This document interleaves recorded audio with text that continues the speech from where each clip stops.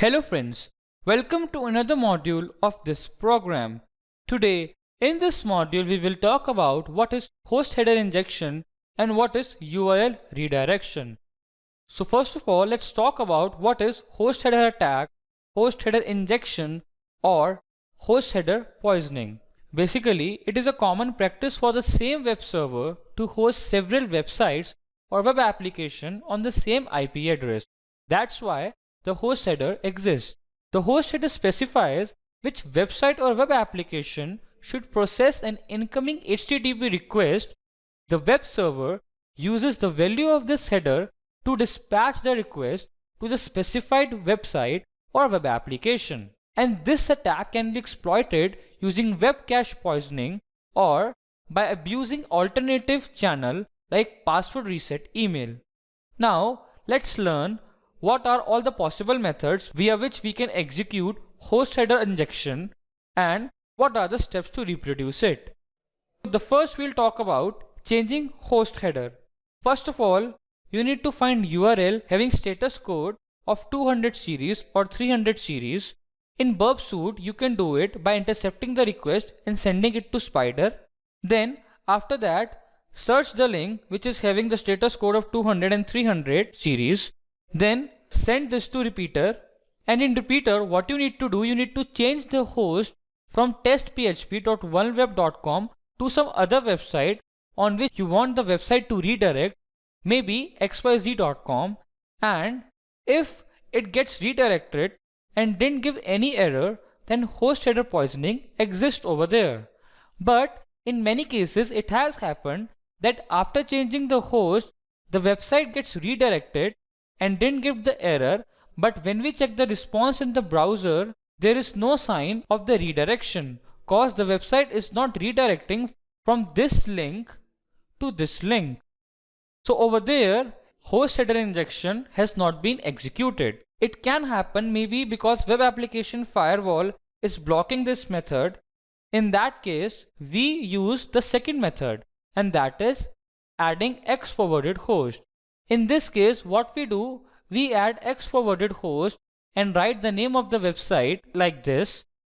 And in this case, if it gets redirected and shows the response on the browser of redirection, then in that case we can say this method has been successfully executed. But if web browser is unable to show the redirection, then in that case host header has not been implemented. There is one more method via which we perform host header injection, and that is swapping X forwarded host. In this case, what we do, we swap host with X forwarded host. As you can see over here, testphp.vulnerweb.com has been written in X forwarded, which was a part of host, and host has been written as xyz.com, which was part of X forwarded. So we have swapped both of these. Now let's talk about what is web cache poisoning attack.